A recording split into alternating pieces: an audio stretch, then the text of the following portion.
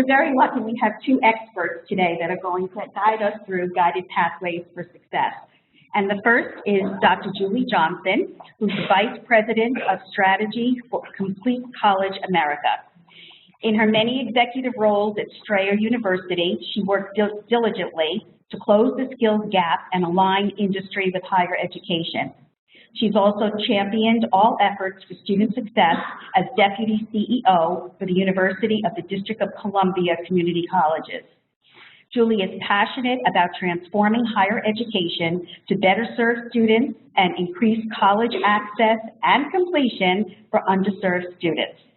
Dr. Johnson, who is with us via technology because she's on a travel restriction, will now introduce us to Guided Pathways for Success, which has had amazing success throughout the country.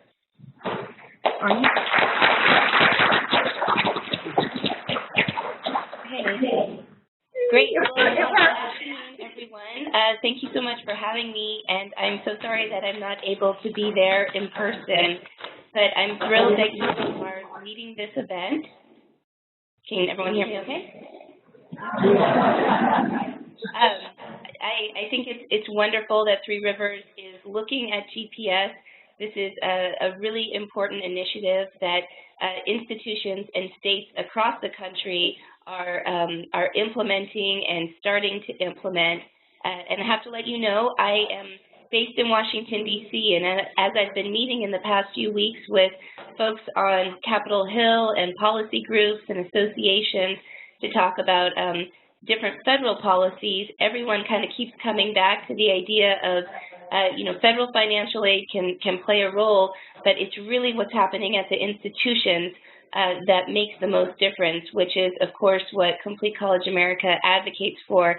And so it's wonderful to hear all of these different groups say, addressing remediation, addressing full-time status, addressing things like GPS are really what's going to change our outcomes in higher education. So I want you to know that what you're considering today could have a significant impact on your institution and your students. So I'm going to share my screen and jump right in. Let's see. We have to give you that first. Okay.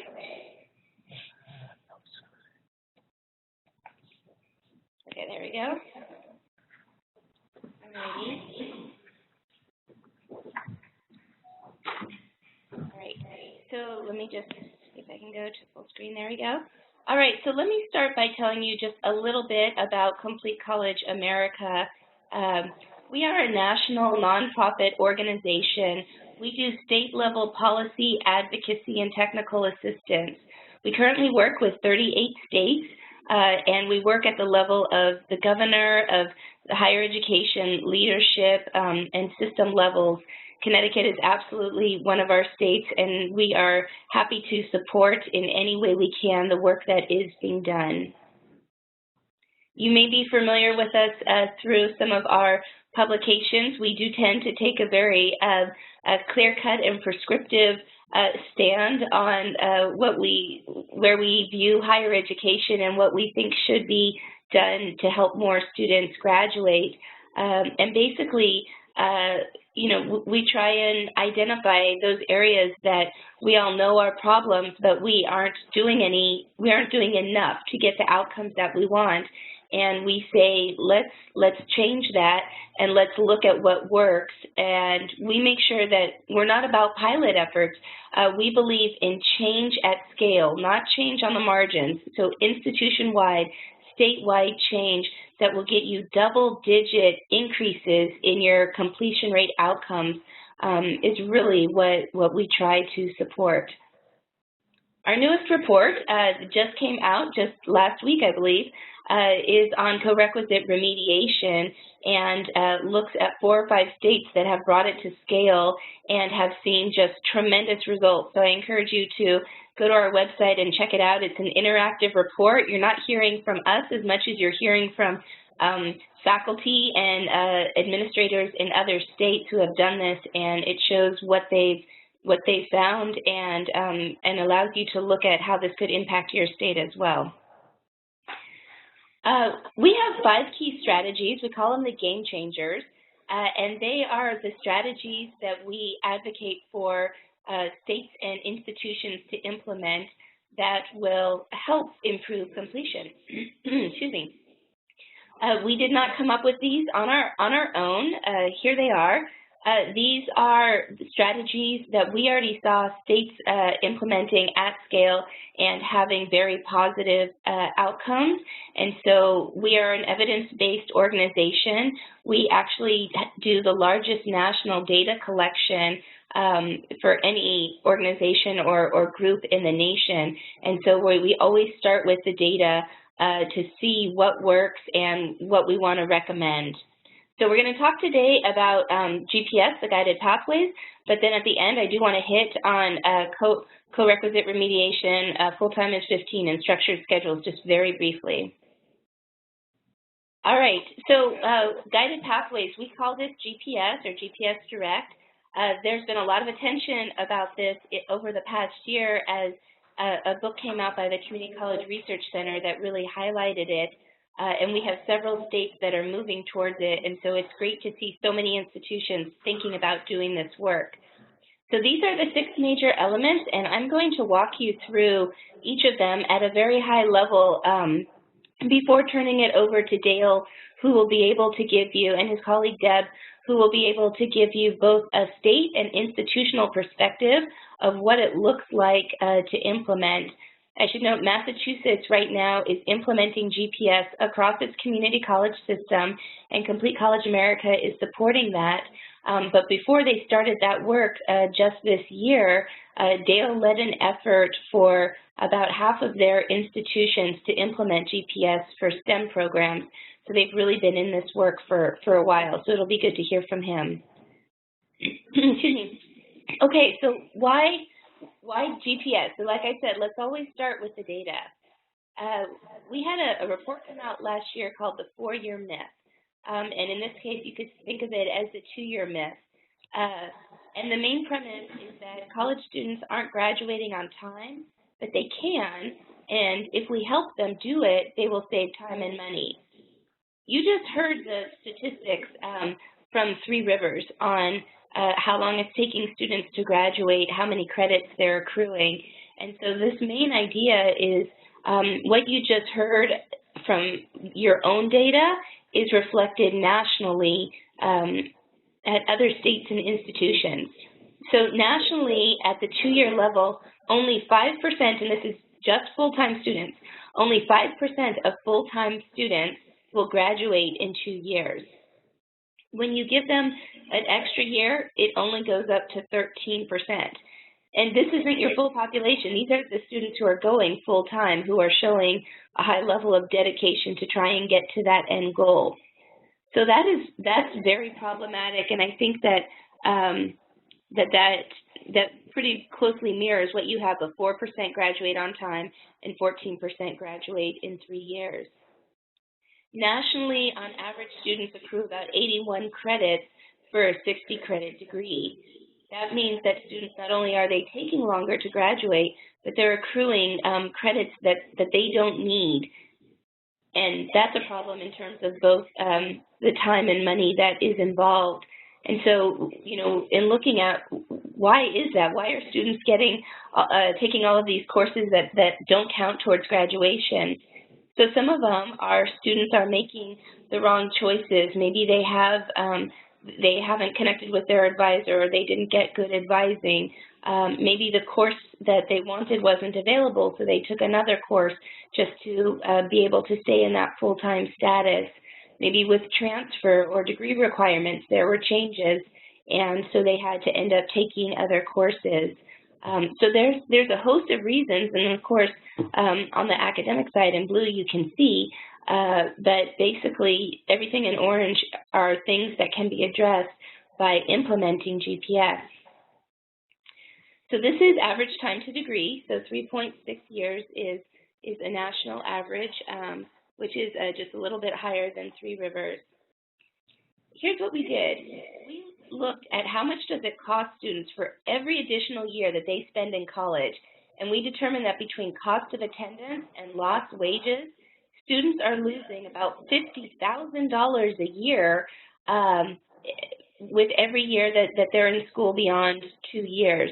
And when you think about students who they want to get into the workforce, students who we know that the purchasing power of Pell is down, so they're taking out loans, they have busy lives and lots of responsibilities. Our students, they just can't afford to be taking this much time and losing this much money.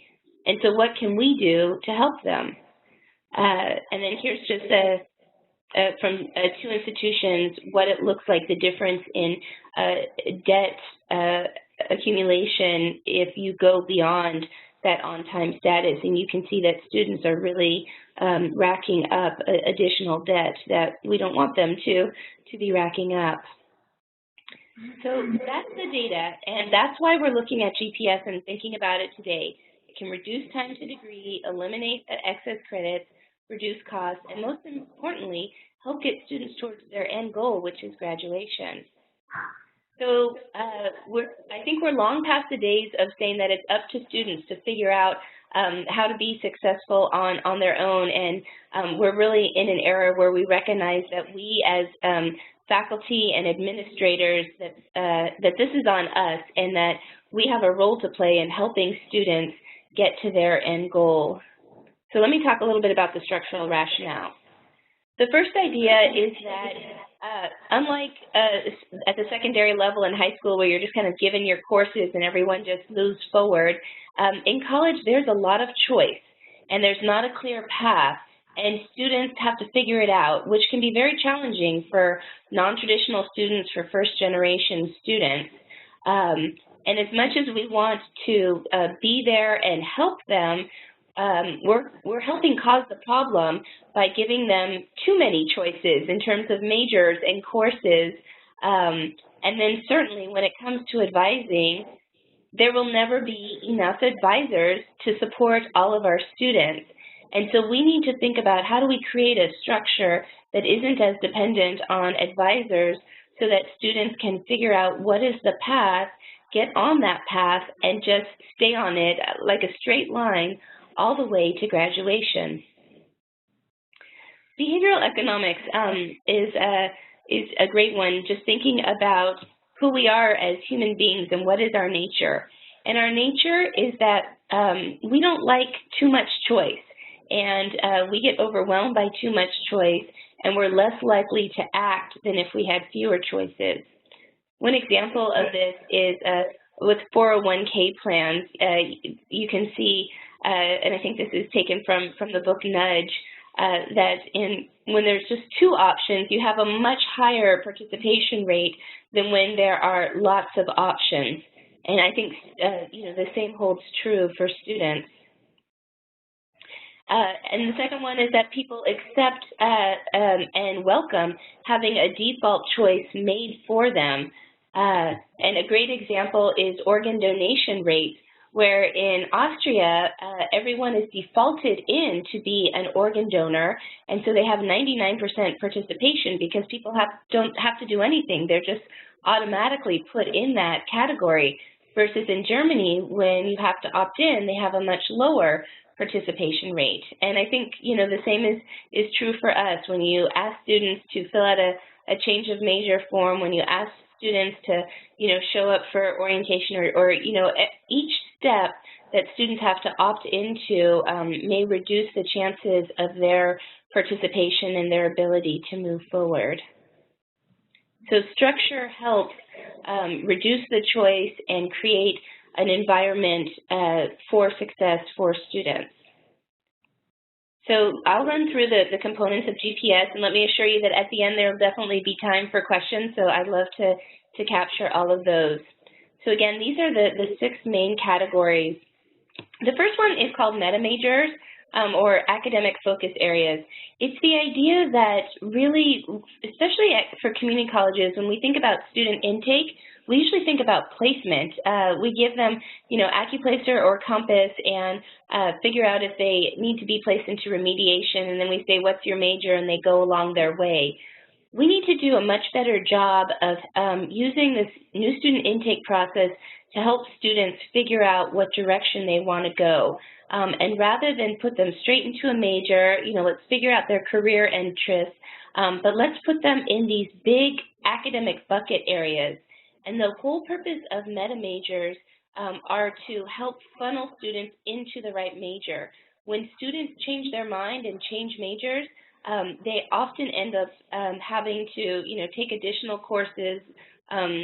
Courses that they've taken no longer count towards their degree or their program, and so it can be a big loss of time and credit. Versus a meta major helps students take those prerequisites early, those introductory core courses early to confirm or figure out if they are in the right major, and then they can very quickly decide, I'm a business major, but maybe I don't want finance, maybe I want marketing or accounting instead, but they're already in the right bucket, and so they're able just to move on through. So from meta majors, the idea is that within a year, you help students go down, get into their actual major.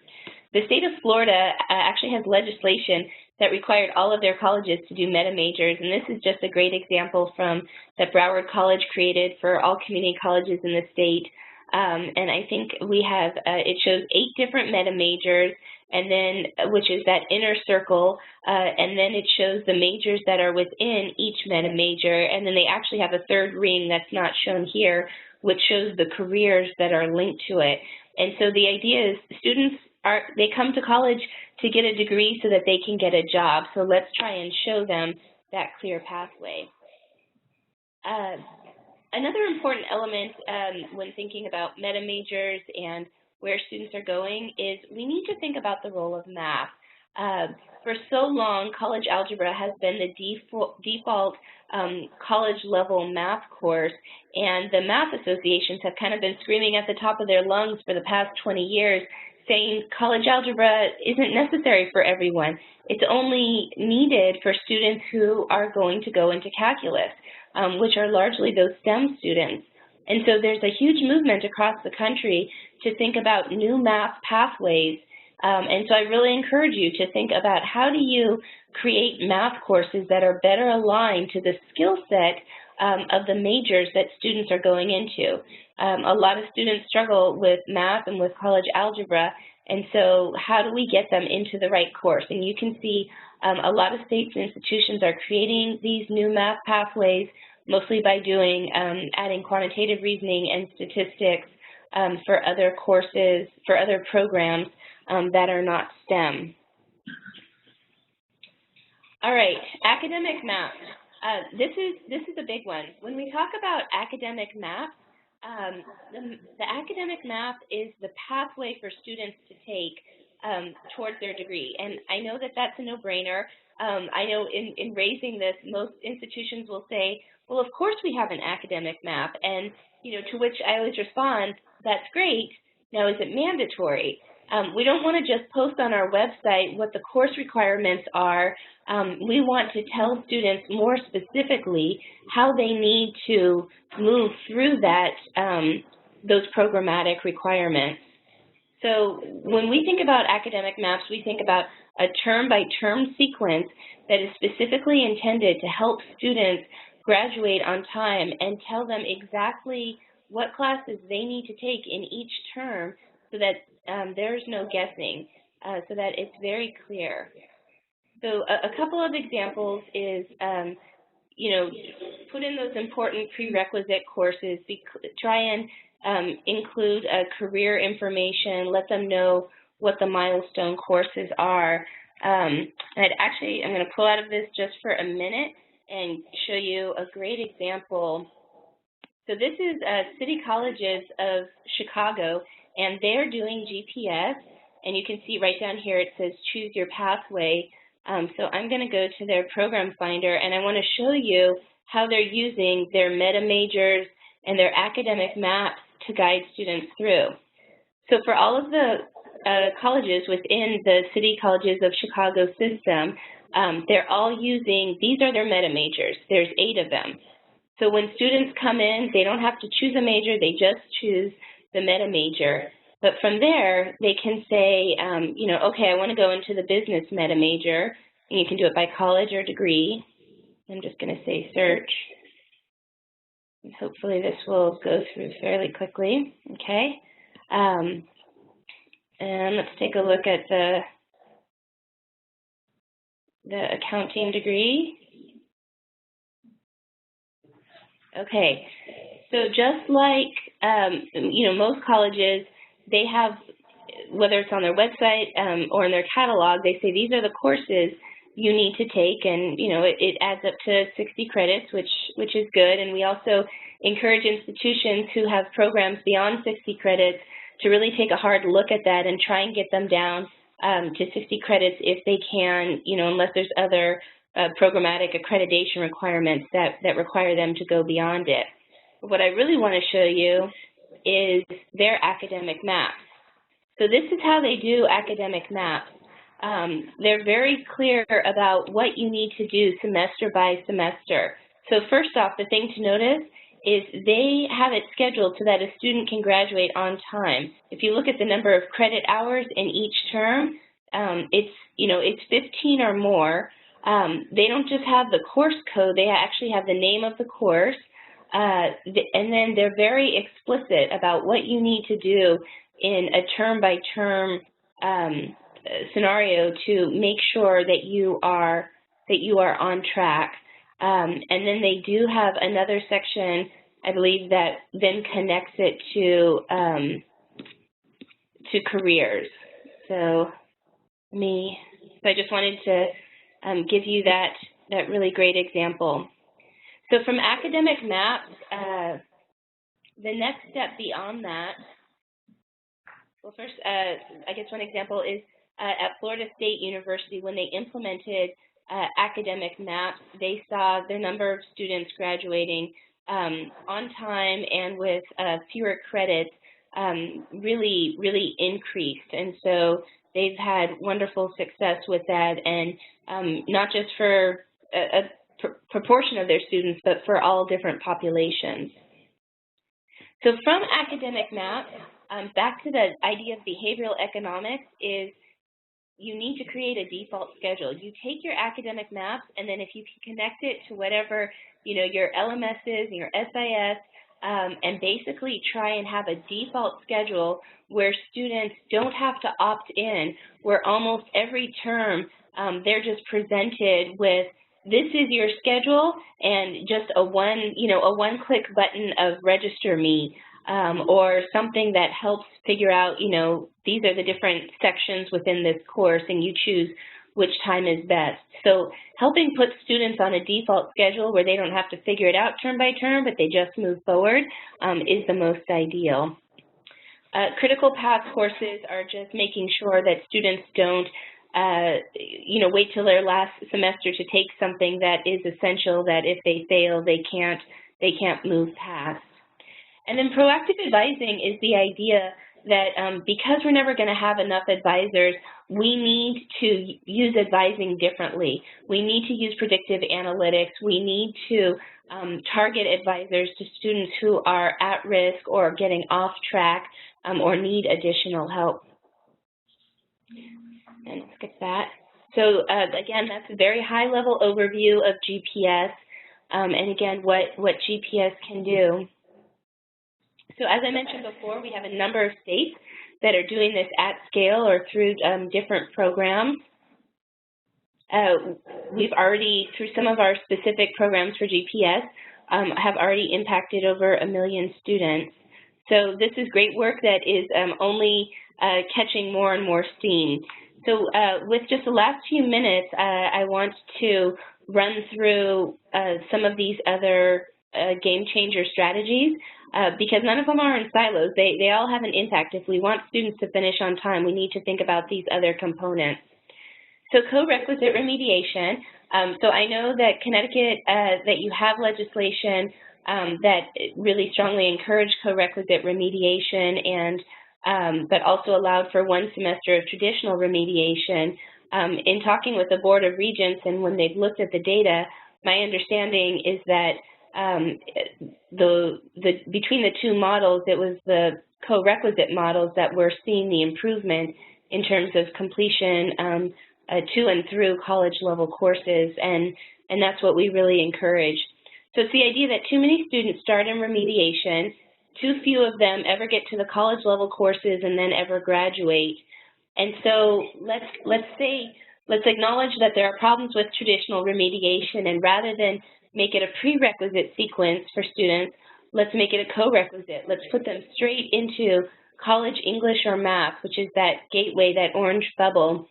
Put them straight into the college course and then provide just-in-time remediation through whatever model makes sense for your institution. This is done in a host of different ways, and do it while it's relevant to the student. So we have great data on the outcomes of co-requisite remediation, which you can see in our report, and I think I have something here.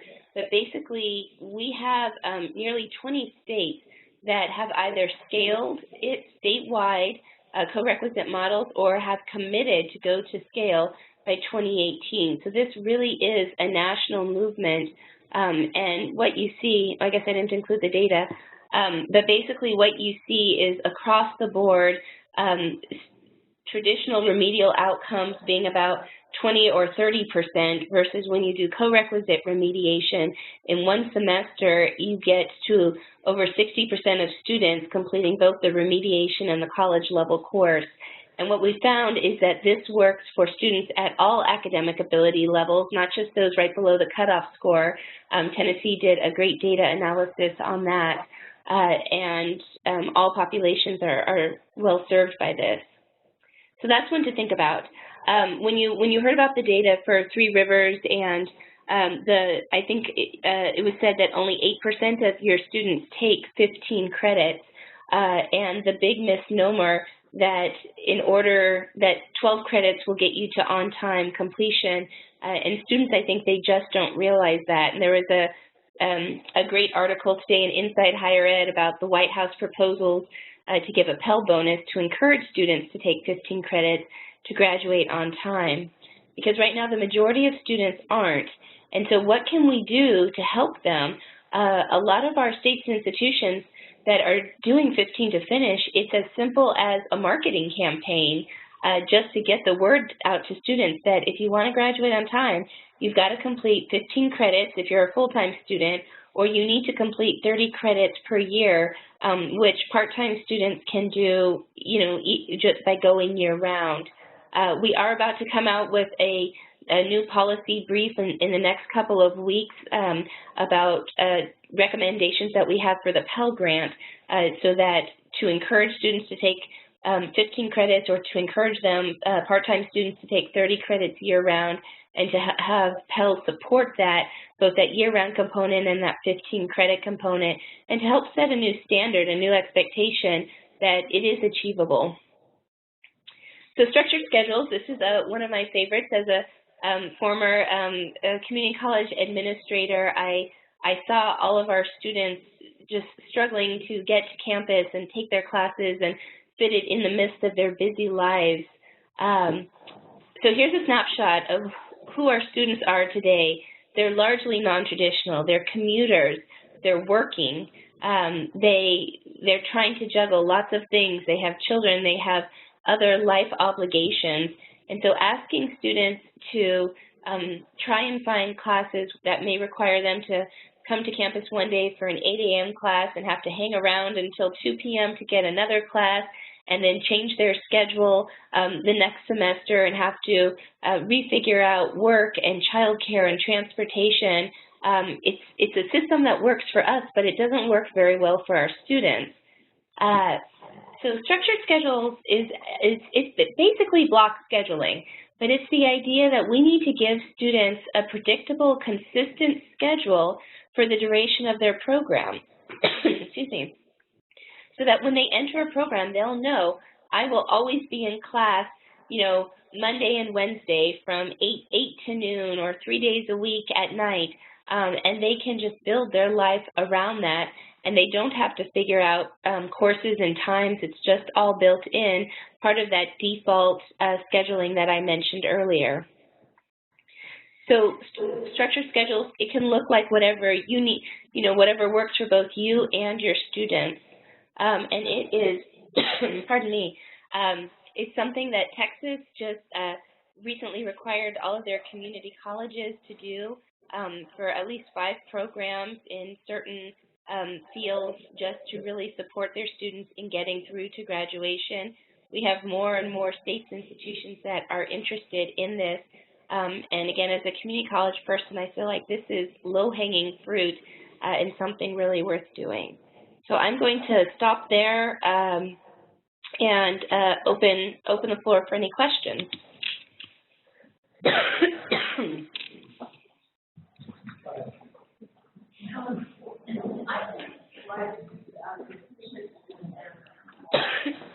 Pardon me.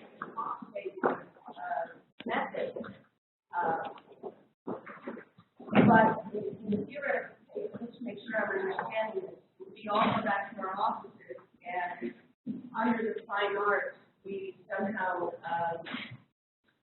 say that music appreciation would be the primary schedule, the default schedule, that maybe art appreciation would be inaccessible. And if we bring it back, and we could technically do away with dance courses, we could do away with theater courses, we could do away with all of those other courses that may fill by students' interest, but certainly not be on their default or their primary schedule. The other question is that many of our students in this locality work shift work, and those shifts periodically change.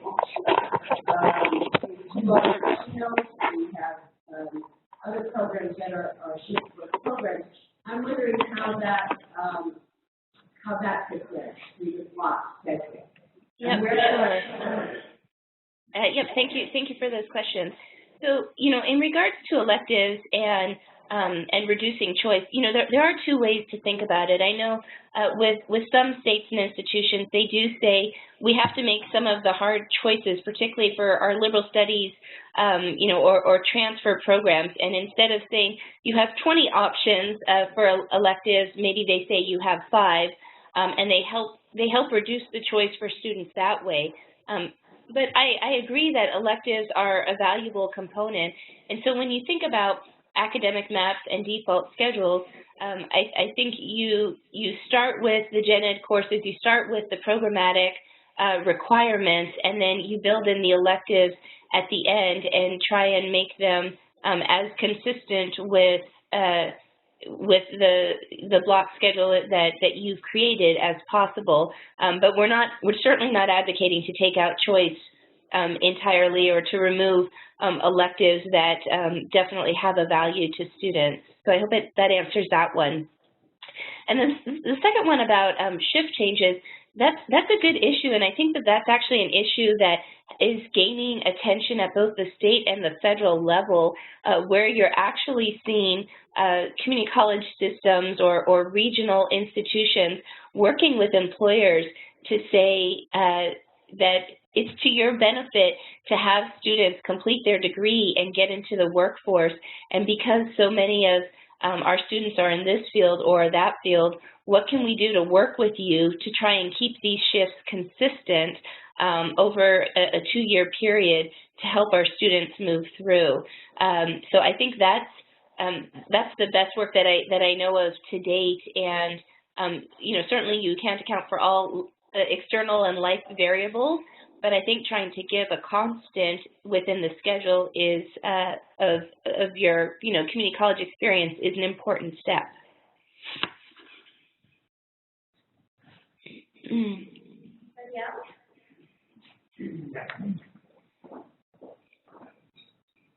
Yes, thank you. Dr. Johnson, you mentioned something about year-round Pell.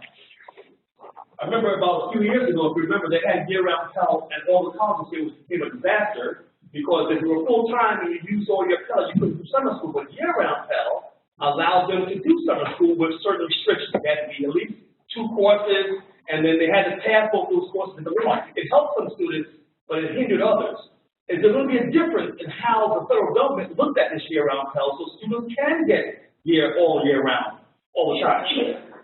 Yep, so there are two current pieces of proposed legislation on the Hill. On the Senate side, it's for year-round Pell. On the House side, it's called flexible Pell, but it's basically the same thing where students have an option to enroll in a third term and to access a Pell Grant throughout the whole year. Obviously, year-round Pell went away because it was not in the core budget, and they said it costs too much. What Complete College America is advocating for in this brief that should be coming out within the next couple of weeks is that students should be able to access Pell, whether it's year-round or just fall and spring. They should be able to access enough Pell to get to 30 credits per year. And they should have enough options of how they want to do it, whether it's 15 and 15, whether it's 12, 12, and 6 in the summer, or whether it's part-time during the year and then using both summer terms to get those additional courses in. But we really believe that year-round needs to be done in a way not to just give students the option, but to show students the pathway to on-time completion. Yeah, thank you. What about winter? Does anybody see the winter as one of those? Right. Yeah. We talk about summer in the brief just because that's the most typical one, but I think any intersession would count, and the more options you can give students in terms of, maybe not the more options, but at least giving them some flexibility of how they want to get to those 30 credits, particularly for part-time students, is a really valuable tool. But then it's on us as the institutional leaders to make sure that we have the courses offered at the right time and that we're using those summer and winter terms to help craft a pathway, particularly for part-time students, to guide them through most effectively. Thank you.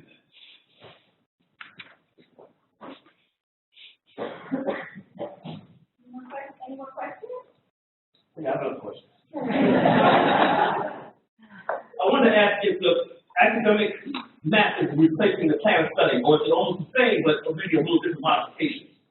Yes, I think it's similar, but where it goes further than a plan of study is first in the number of course requirements, making sure that you're doing it at 15 credits or more per term, and then that it's not just saying these are the courses you need to take, but these are the courses you need to take in the first semester, the second semester, the third semester, making sure that you're building in those important prerequisites and milestone courses early on, and making sure that you're giving guidance, but most importantly, making it mandatory. Because it's great that we have it on the website or in the catalog, but if students never look at it and if they never follow it, then it doesn't get us anywhere. And we want this to be students' guide that they follow, so that they're not, so that they can use their advisors in a much more efficient way, and not just use their advisors to have to figure out their course schedule. We need to figure that out for them and then put them on that schedule.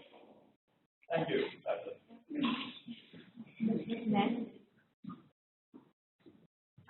Yes, I see that you have many examples for the guided pathways for applied courses, career-oriented. I guess you have examples of what's been done in terms of students who are transferring and guided pathways, because we don't have individualized biology, psychology, sociology majors. We have liberal arts and sciences. So, do you have examples of specific pathways forward that should be taken next? Yes. Absolutely. And so in talking with your wonderful administrative team about this event, one of the components of the conversation that we had was, can we ultimately invite in some of your other regional four-year institutions? Because GPS shouldn't be just an institutional level initiative. It should start there, but because transfer is so critical to helping students complete on time or have to take more courses and more years, thinking about GPS from a regional approach or a system-wide approach between the 2- and 4-year systems is really important. We right now are working with in Houston, Texas, with 7 institutions, both 2- and 4-year, and basically what's happening is these 7 institutions have signed an agreement that they will implement GPS over, I think it's like a 3- or 4-year period, and the institutions are working. They have task force set up by each component of GPS and then by co-requisite remediation, structured schedules, and technology. And you have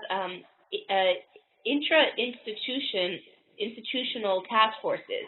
So they're working across colleges to implement this in a way that is consistent and in a way that will support transfer so that students have one pathway from the beginning of an associate's all the way to the end of a bachelor's degree.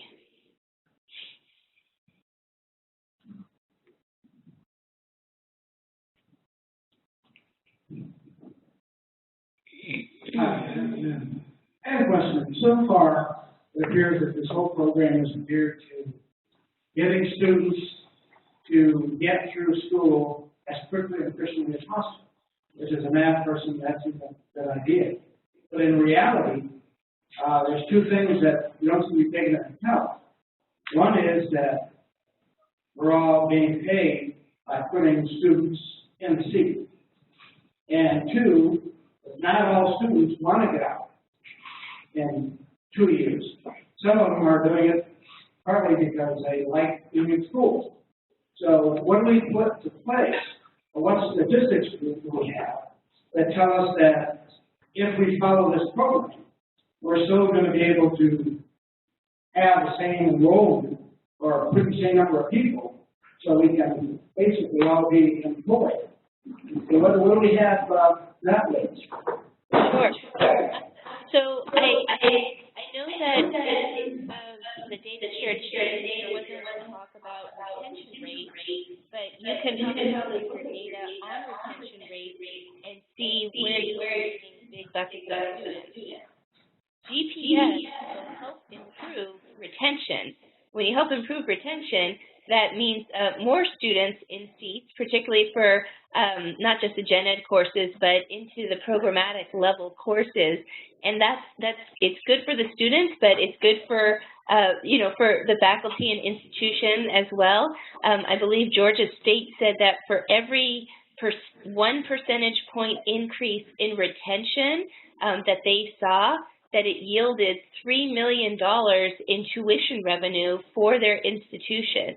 So when you think about doing GPS and improving retention, more students coming in will mean more tuition revenue that can go to more things like better supporting students, advisors, supplemental instruction, all these types of things.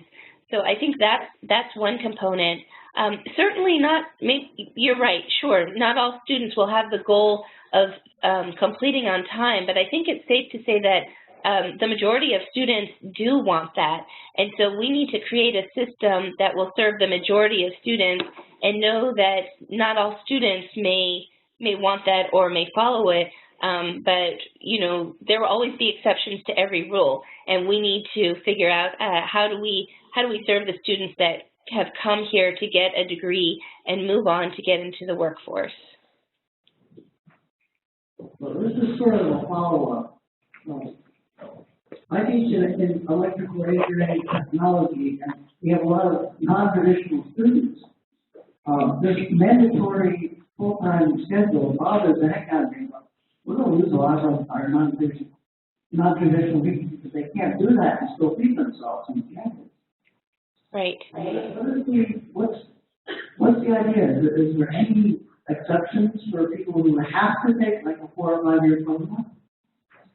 Well, so you can build out, in theory, you can build out probably as many pathways as you wanted, but what we recommend is when you create your academic maps and start your default schedules and figure out your block scheduling, I'd recommend doing it first and foremost for the full-time student model at 15 credits per term, but then also doing it for part-time students using a year-round model. And particularly for the technical programs, I'm putting on an event next week on block scheduling in Texas, and so many of the technical colleges who use block scheduling, they have, daytime, full-time programs, and then they either have evening or year-round part-time programs for students. So I think, when you implement GPS, start with the low-hanging fruit of what do we already have for academic maps, how can we tweak it, how do we get our full-time students on this pathway, and then kind of a phase 2 is now how do we tweak it further to create a part-time pathway for students. What I've talked about today, let me say, has been very conceptual, just to give you the overview of what GPS is, and I definitely don't intend to overwhelm. I think as Dale will talk about, this is something that is very doable, and the way that we work with states and colleges on how to implement this is you take a phased-in approach, and you have a core team of faculty and administrators and then other supporting stakeholders who help think through how do we do this piece by piece in a way that makes sense to align with our other initiatives in a way that will serve our students, but you can also make gains fairly quickly, and if your leadership shows urgency behind the work, this is all extremely achievable. Technology is a good consideration, so if you have any questions around technology, also happy to think about, talk a little bit about how that plays in as well. I have a question. Cool. So just like you're putting co-requisite enrollment, in what ways can students who are reading at the 4th grade level take a college level course and a college credit preparing for facilitate action? Okay, I'm sorry, I didn't catch We have students that are reading at a 4th grade level. Yes? So your co-requisite enrollment, they will be enrolled in college level work. Right.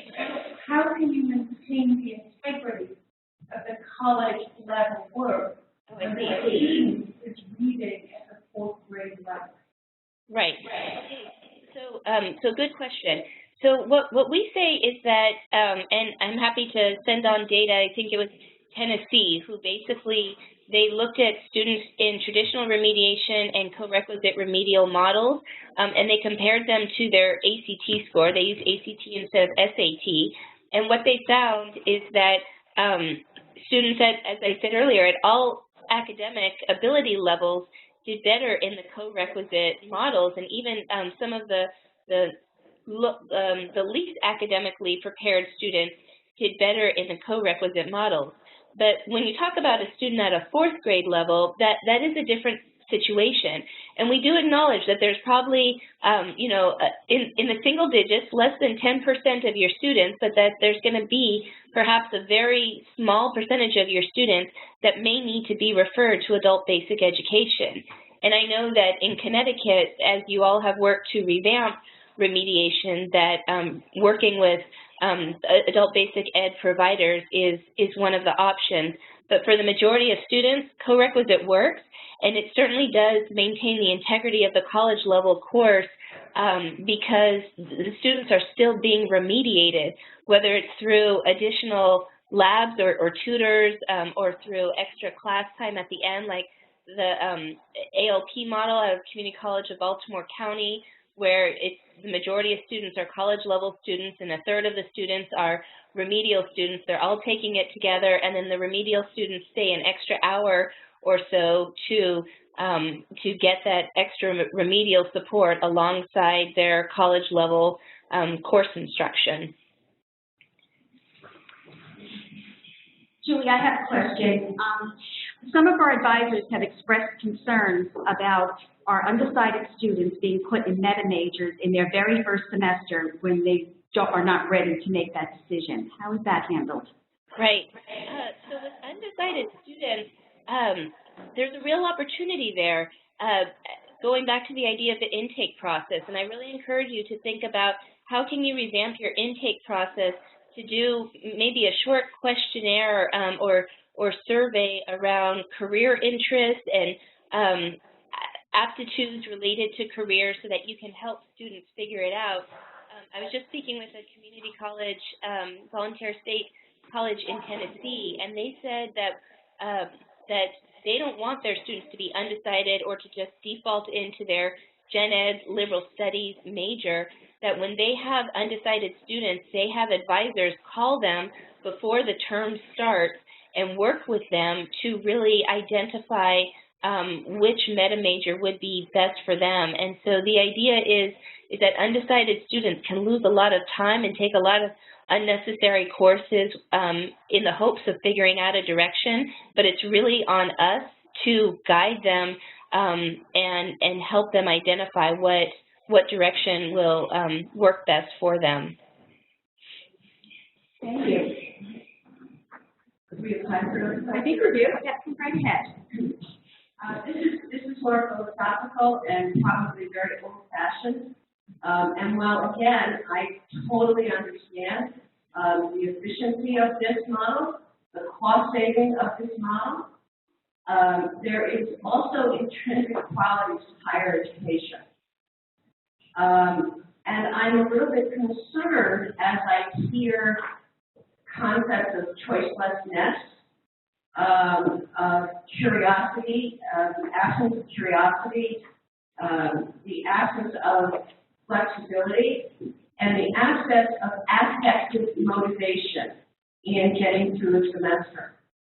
I'm wondering if there is research that ties your success to other things besides the cost and the time, and more to the things that we treasure in higher education, which would be the effective growth and the other intrinsic values to choices that, particularly in the liberal arts and sciences. Thank you. So let me start with,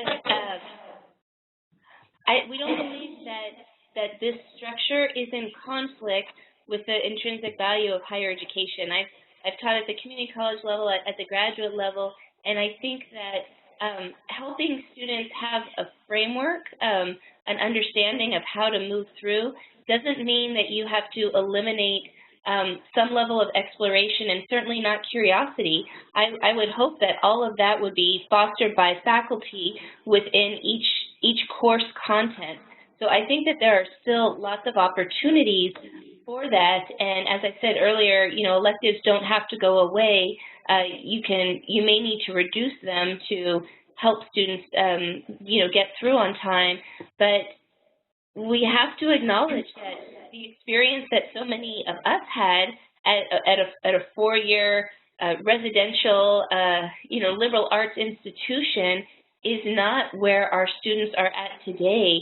And when you have a student who's 30 and 40 years old and working and managing children and other obligations, their capacity, their interest in just exploration is more limited. And I would make the case that if we were to prioritize that over helping them have a framework that gives them, the opportunity to move through quickly and efficiently, that could be a disservice to them.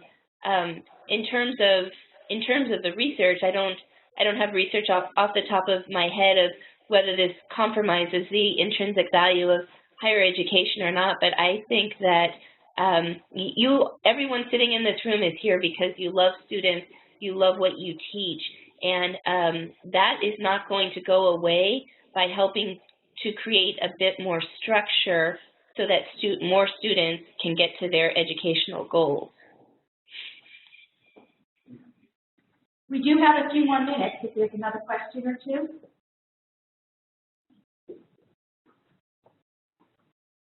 Thank you, Dr. Johnson. I'm just curious if you tell us a couple of things I was thinking about as your presentation technique.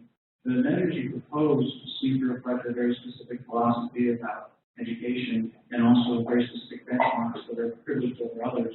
And I was wondering, is your organization a nonprofit or a for-profit? And in either case, how are you funded? Where do you get your funding for developing these initiatives and helping states implement them? Sure.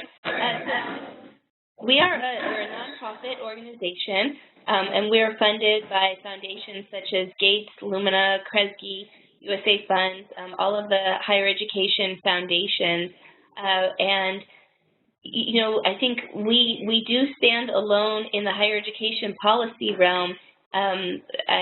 You know, when I was at a community college, we were an Achieving the Dream school. We worked with Jobs for the Future. You know, there's a lot of really good policy organizations out there that are doing great work, and they look at best practices and they say, you know, do what works for you and pilot this and try that. And I think that's great. And where we're different is we do take a very prescriptive approach of saying, don't try a million different things. Here are 5 strategies that have the data behind them and are shown to work that states have done at scale with great success. And so let's move forward on those 5 strategies. And that's who we are. Our president was a former commissioner of higher education in Indiana, and before that, he was in the state legislature. And so we try and have a very clear and concise message about what works, but ultimately, everyone has to make it work for them. And as much as we have the strong, clear message, at the end of the day, this is about you, the faculty and administrators, whether you believe this and buy into it, it will determine its success or not, because at the end of the day, you're the ones who will be implementing it. You're the ones who will be advising students to it or against it.